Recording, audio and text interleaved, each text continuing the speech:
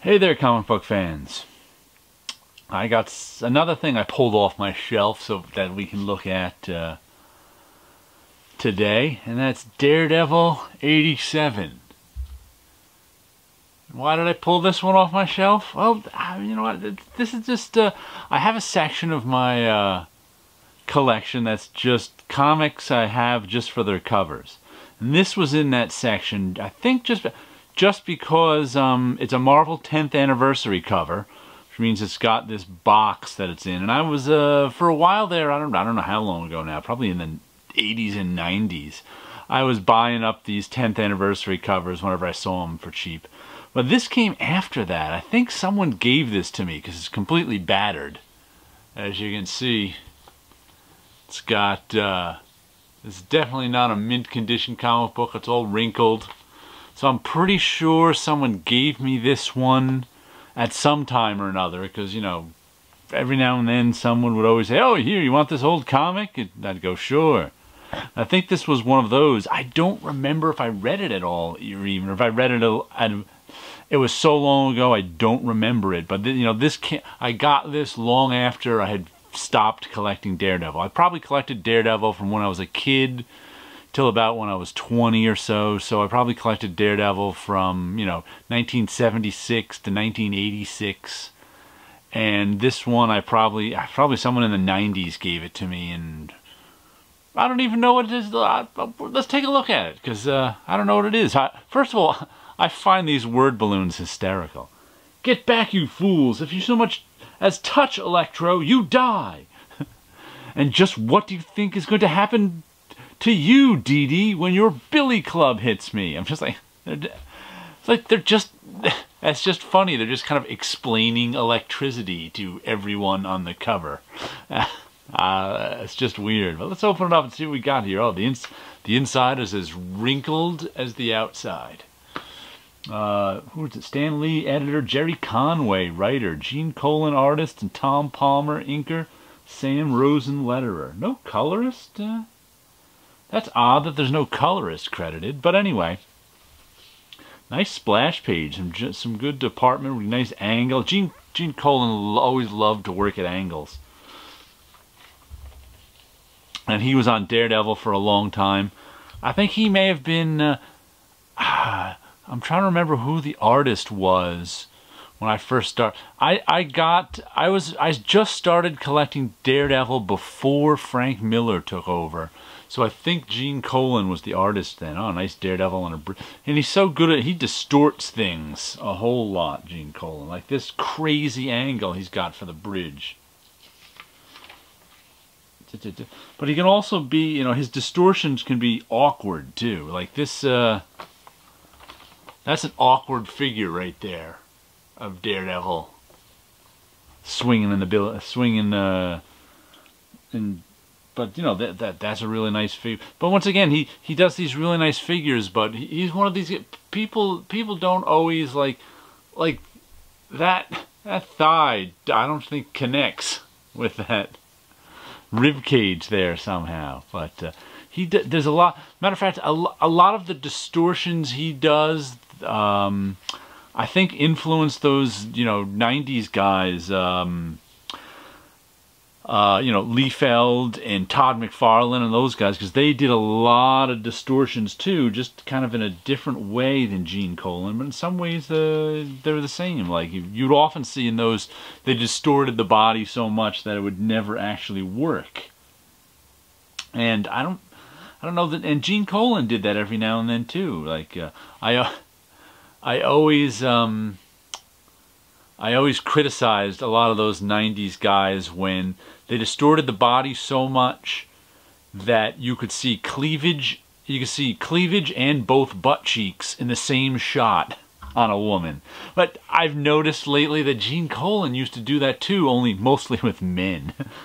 He'd have Daredevil punching you and you could see his butt and his chest full, both of them full.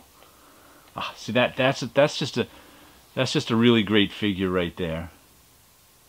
I like that one a lot, Electro. And then you get crazy stuff like that down shot of that guy. Really nice drawing, but you know, doesn't make a whole lot of sense anatomically sometimes. So I think that was really one of the trademarks of Gene Colan artwork, was his anatomy. He went for such extreme poses a lot of times that his anatomy could just be nuts. Like that figure right there. That's another one that's just whew. He just but no one else tries this. I mean, he's got this arm. He's got this. The upper torso twisting, one leg kicking forward, one leg kicking back.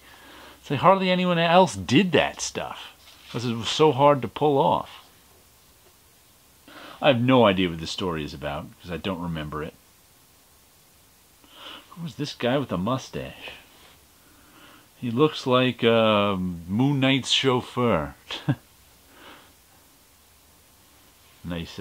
He could also do very nice faces. I like that Black Widow face right there. And who was inking him on this again? Tom Palmer. Yeah, Tom Palmer was a good inker for Gene Colan. That's generally like a pretty well accepted idea that he was the best inker for Colan, because his brushwork matched well with Gene Colan's shapes and things. Like, just look at that. Him pulling off that hood with the two. Like, no one else is going to try to even do that shot except Gene Colan.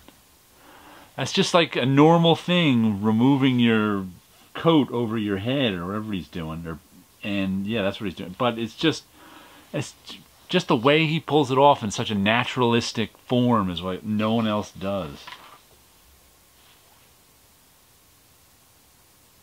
Nice. And then like this Electro right here is just strangely bulky.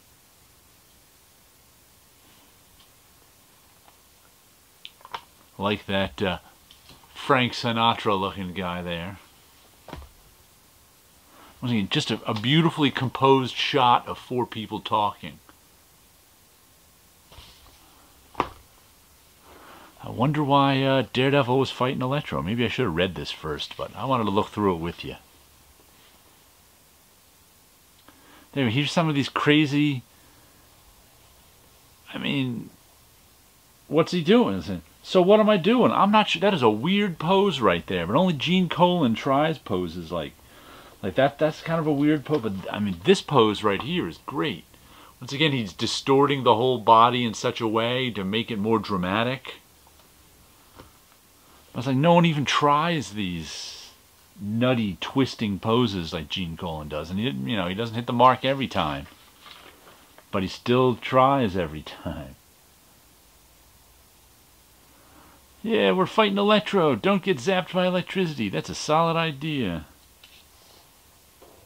That's nice and smashed up, that corner.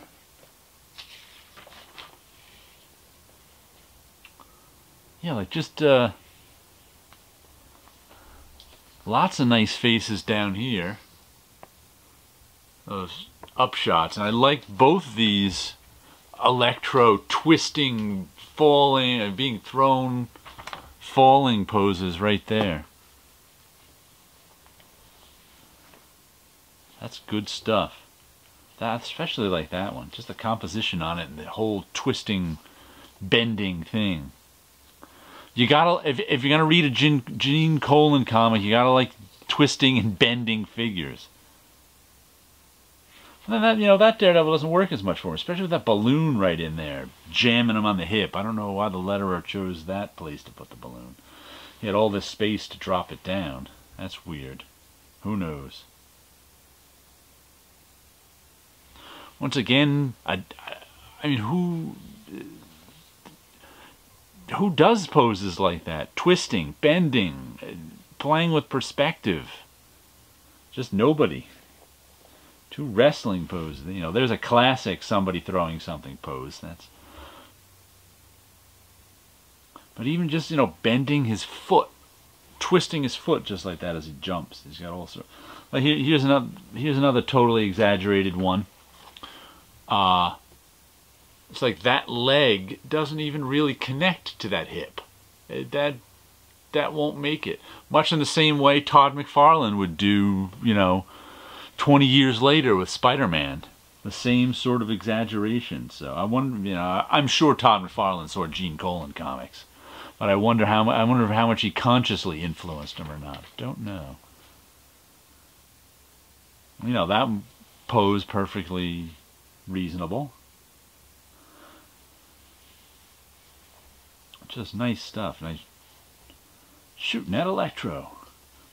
It's no good. Something's repelling the bullets. We just can't hit him. Electricity repels bullets. Who knew? What do we got here? Tomorrow, the widow fights alone. Is that the last page? And Gene Colan also did that. I mean, that old television shot with the giant phone in the foreground.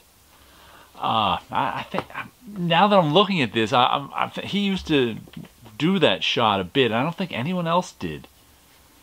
You don't always see telephone shots like that. Muscles make a man. That's good to know. But there you go, just a little look. Wow, that's a really nice half splash right there. Even though it's more like a 2/3 splash. Good stuff. Good. Like I said, this was fun to look at just for even if I have no idea what the story is. Just the Gene Colan art made this book for me. He was on Daredevil for a long time. So there you go. A little look at Daredevil, the man without fear. Let's see, I wonder who did that cover. That looks like a John Romita head. I should have looked, because that's not a Gene Colan cover. And Gil Kane did a lot of these in the box covers that are really good, but I don't think this is his. I'll have to look it up online. No, okay, so you guys all have a good week out there.